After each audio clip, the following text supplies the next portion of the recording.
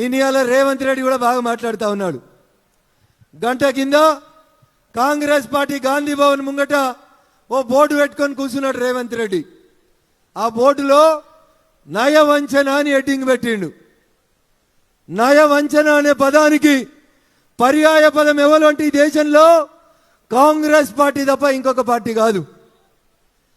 దేశానికి స్వతంత్రం వచ్చినప్పటి నుంచి ఈ దేశంలో మెజారిటీ ప్రజలని వంచింది ఎవరంటే కాంగ్రెస్ పార్టీ తప్ప ఇంకొకరు కాదు. ఒక దేశానికి 2 రాజ్యాంగాలు, 2 ప్రధానమంత్రులు, 2 జెండాలు, 2 ప్రైమ్ మినిస్టర్లు ఉంటారని చెప్పి ఈ దేశ ప్రజలని వంచినటువంటి పార్టీ కాంగ్రెస్ పార్టీ. ఆ కాంగ్రెస్ పార్టీ ఆఫీస్ ముంగట నయవంచన అని ఒక బోర్డు పెట్టుకొని రేవంత్ రెడ్డి కూర్చొని ధర్నా చేస్తున్నట్టు నాటకం చేస్తుండు. నేను సిద్దిపేట గడ్డ మీదకి వెళ్ళి రేవంత్ రెడ్డి గారిని అడుగుతున్నా, ఎన్నికలు అయిపోగానే డిసెంబర్ 9వ తారీఖు నేను ముఖ్యమంత్రి అయితే వెంటనే ప్రతి రైతుకి 2 లక్షలు రైతు రుణమాఫీ చేస్తా అన్నాడు. అయిందా రుణమాఫీ? అయిందా రుణమాఫీ?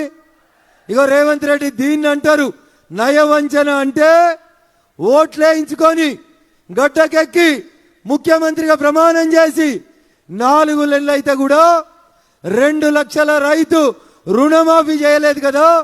ఇగో దీన్ని అంటారు రేవంత్ రెడ్డి గారు నయవంచన అని దీన్ని చెప్తారు. ఏం చెప్పిండు?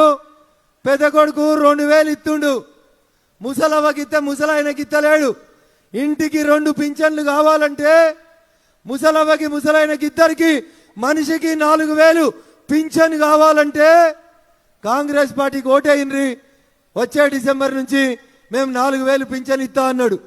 అక్క ఎవరికైనా 4000 పింఛన్ వచ్చిందా? గిడ కూర్చున్న మా వాళ్ళు చెప్పాలి, ఎవరికైనా 4000 పింఛన్ వచ్చిందా? రాలేదా? వచ్చిందా? జర గట్టిగా చెప్పాలి, గిట్టిగా వచ్చేదాకా. 4000 పింఛన్ వచ్చిందా? రాలేదు. ఇగో రేవంత్ రెడ్డి దీన్ని అంటారు నయవంచన.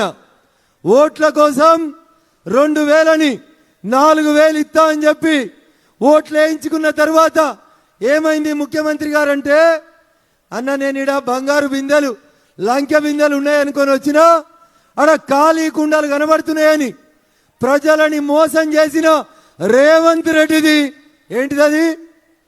ఏంటిదది? నయవంచన అంటే గిది రేవంత్ రెడ్డి గారు.